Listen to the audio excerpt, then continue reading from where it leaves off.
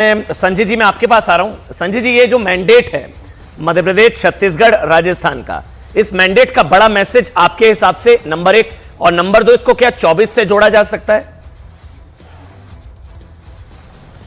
देखिए, सबसे बड़ा मैसेज तो है विपक्ष को ये देखना होगा कि मुद्दे क्या हैं। पॉजिटिव मुद्दे पर चुनाव लड़ना, सिर्फ नेगेटिव मुद्दे, सिर्फ मोदी विरोध से आप चुनाव नहीं जीत सकते।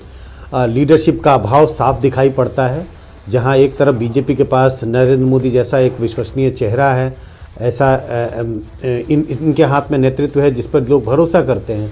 अगर हम विपक्ष की पार्टियों को देखें, और चूंकि अभी हम 3 राज्यों का जिक्र कर रहे हैं, तो कांग्रेस का जिक्र करेंगे। चुनाव के समय तो इस बात की चर्चा हो रही थी कि स्टेट लीडरशिप बड़ी स्ट्रांग है कांग्रेस की और उसके दम पर कांग्रेस चुनाव जीतने की स्थिति में है। लेकिन नतीजे बता रहे हैं कि स्टेट लीडरशिप प्रधानमंत्री मोदी के सामने बिल्कुल धाराशायी हो गई, कांग्रेस चुनाव नहीं जीत पाई। तो मुझे लगता है कि ये बड़ा संकट है कांग्रेस के सामने और सारी विपक्षी पार्टियों के सामने। 2024 की अगर हम बात करें तो 2024 की और 2023 इसकी तुलना इस बात के मद्देनज़र किया जा रहा था, ये संभावनाएं हो रही थी कि अगर कांग्रेस अच्छा प्रदर्शन करती है 2023 में तो इसका क्या इम्पैक्ट पड़ेगा। और ऐसी संभावनाएं जताई जा रही थी कि अगर 2023 के विधानसभा चुनाव में कांग्रेस ने प्रदर्शन अच्छा किया तो क्या कांग्रेस के पक्ष में एक नैरेटिव या एक मोमेंटम बनने लगेगा 2024 के लिए जी। लेकिन अब तो कांग्रेस की हार हो गई है 3 राज्यों में।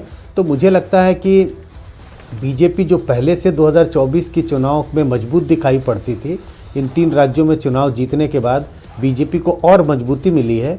और अगर कोई भी मन में दुविधा थी, कम से कम मैं अपने बारे में कह सकता हूँ, अगर मन में कोई भी दुविधा थी कि बीजेपी का प्रदर्शन 2024 में कैसा होने वाला है, वो सारी दुविधाएं खत्म हो गई और ये तय हो गया कि 2024 की लड़ाई बिल्कुल एक तरफा जाती हुई दिखाई पड़ती है। और बीजेपी को टक्कर देने के लिए न तो कांग्रेस है और न इंडिया गठबंधन जिस शेप एंड साइज में आज है, ये भी बीजेपी का मुकाबला 2024 के लिए नहीं कर सकता। एक बड़ा इशू था जो इन चुनावों में था ऑपोजिशन की तरफ से, ओबीसी फैक्टर को लेकर, वो एक बहुत बड़ा मुद्दा बनाया गया। ये जो वोट हुआ है, जो टर्न आउट रही, जो मैंडेट रहा, क्या इसमें भी कुछ क्लैरिफिकेशन आप दे सकते हैं ओबीसी टर्नआउट को लेकर, प्रो बीजेपी? देखिए, ओबीसी टर्नआउट की अगर बात करें तो टर्नआउट का विश्लेषण तो कर पाना बहुत मुश्किल है कि क्या ओबीसी ने ज़्यादा वोट दिया या दूसरे समुदाय के वोटरों ने ज़्यादा वोट दिया। लेकिन हाँ, ओबीसी की गिनती हो, कास्ट सेंसस हो, इसको मुद्दा बनाने की कांग्रेस ने 3 राज्यों में कोशिश की। अगर चुनाव के नतीजे दूसरी तरफ भी होते तभी भी मैं ये कहता कि ये मुद्दा ग्राउंड पर नहीं था, ये सिर्फ मुद्दा कांग्रेस के कुछ नेताओं के बीच में था। रीजनल पार्टियां भी इसको मुद्दा बनाने की कोशिश कर रही हैं। 2024 में पूरी तैयारी हो रही है कि इस मुद्दे पर 2024 का चुनाव लड़ा जाए। लेकिन अगर इन विधानसभा के चुनाव की बात करें तो ये मुद्दा जनता के बीच में बिल्कुल ही नहीं था। अगर आप स्टैंड अलोन पूछें जनता से कि क्या ये ओबीसी की गिनती होनी चाहिए, तो बड़ी संख्या में लोग कहते हैं हाँ गिनती होनी चाहिए। हमने अपने सर्वेक्षणों में ये सवाल पूछा तो लोग कहते हैं गिनती होनी चाहिए, इसमें कोई खराबी नहीं है, बल्कि उत्साहित होकर कहते हैं गिनती होनी चाहिए।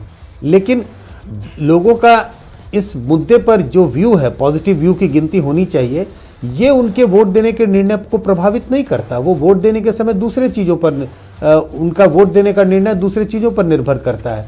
क्योंकि इसकी वजह यह है कि गिनती होनी चाहिए, उन्हें लगता है हाँ कोई बात नहीं है, कोई हर्ज नहीं है, गिनती होनी चाहिए।